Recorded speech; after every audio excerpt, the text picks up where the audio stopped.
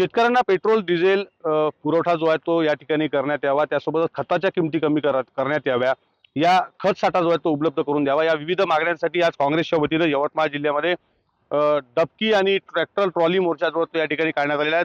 काँग्रेसचे यवतमाळ विधानसभेचे आमदार बाळासाहेब मांगुळकर, काँग्रेसचे ज्येष्ठ नेते शिवाजीराव मोघे यांच्यासह अनेक शेतकरी जे आहेत ते या ठिकाणी या आंदोलनामध्ये सहभागी झाले आहेत. जिल्हाधिकारी कार्यालयावर हा मोर्चा जो आहे तो सध्या धडकलेला आहे. बाळासाहेब, काय प्रमुख मागणी घेऊन आज मोर्चा या ठिकाणी काढलेला आहे? जे आमचे ट्रॅक्टर आहे त्या ट्रॅक्टर पूर्ण शेतापासून पीक आपल्या पंपापर्यंत येऊ शकत नाही, डिझेल खूप लागते. त्यासाठी डबकीमध्ये आपण डिझेल दिलं पाहिजे, ही आमची प्रमुख मागणी आहे. दुसरी मागणी वेळेवर खतं आणि बियाणे चांगल्या दर्जाचे उपलब्ध करून द्यावे, हे आमची दुसरी मागणी आहे. आणि पीक विम्याचा आमचा किती दिवसाचा विषय आहे, अद्याप शेतकऱ्याच्या खात्यामध्ये पीक विमा जमा झाला नाही, हे आमची तिसरी मागणी आहे. आणि ह्या मागण्या घेऊन आम्ही सर्व लोक इथं जिल्हाधिकाऱ्यांना भेटायचं. काय आणखी मागणी घेऊन या ठिकाणी मोघे साहेब तुम्ही आंदोलन करतायत? केंद्र सरकार, राज्य सरकारला काय नेमकं या मागण्या संपूर्ण सांगतात? या यवतमाळ जिल्ह्यात महाराष्ट्रामध्ये फार कमी जिल्ह्याचे याचा प्रश्न आहे तो विम्याचा. माझं तर म्हणणं आहे की मुख्यमंत्री स्वतः कॉम्प्रोमाइज झाले आहे आणि हा जिल्हा सोडून द्या, कारण या कंपनीला फायदा झाला पाहिजे ना.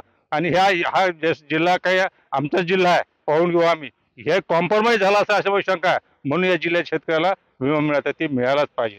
आणि डिझेल पेट्रोल तर सुरुवातीला सांगितल्याप्रमाणे डिझेल पेट्रोल हे हेतुपुरस्सर केलेलं आहे आणि अमेरिकेशी कॉम्प्रोमाइज झाल्यामुळे हा सगळा प्रसंग उद्भवला आहे. याला पूर्ण जबाबदार मोदी साहेब आहेत, केंद्र शासन आहे, राज्य शासन आहे. त्याचा निषेध करावा तेवढंच कमी आहे. आता ती देशातील जी युद्ध परिस्थिती चालू आहे त्यामुळे ही परिस्थिती जी आहे ती देशावर ओढावलेली आहे. आव्हान पंतप्रधान नरेंद्र मोदींनी या ठिकाणी वाहनांच्या संदर्भानं केलं होतं. मोदी हे आता ज्यावेळेला संकट आलं त्यावेळेला संकट ज्यावेळेला आहे हे सांगत होते त्यावेळेला झोपून होते. ज्यावेळेला डिझेल पेट्रोल स्वस्त होते त्यावेळेला आम्हाला पैसा कमवल्या कंपन्यांनी, त्याचा शेतकऱ्याला कधी फायदा झाला का? देशाच्या लोकांना कधी फायदा झाला का? आता महाग झालं की अंगावर टाकते, मग घ्यायला तयार नाही. पण त्यावेळेला स्वस्त होतं ना. आणि आजही इराण किंवा रशिया तयार आहेत, पण हे घ्या तयार नाहीत. कारण अमेरिकेचे अध्यक्ष काय म्हणतील अशा प्रकारची जी भूमिका आहे ही भूमिका मान्य पंतप्रधान घेतल्यामुळे हे सगळं संकट पूर्ण देशावर आलेलं आहे. विशेष शेतकऱ्यांच्या विविध मागण्यांसाठी आज काँग्रेस जे आहे ते या ठिकाणी आक्रमक झाल्याचं पाहायला मिळतं आणि या ठिकाणी आंदोलन जे आहे ते या ठिकाणी करण्यात आलं आहे. ट्रॅक्टर आणि डबकी घेऊन या ठिकाणी डिझेल मागण्यासाठी, त्यासोबत विजेच्या संदर्भाचे प्रश्न घेऊन या ठिकाणी काँग्रेस धडकल्याचं पाहायला मिळत आहे. विवेक गावंडे, TV9 मराठी, यवतमाळ.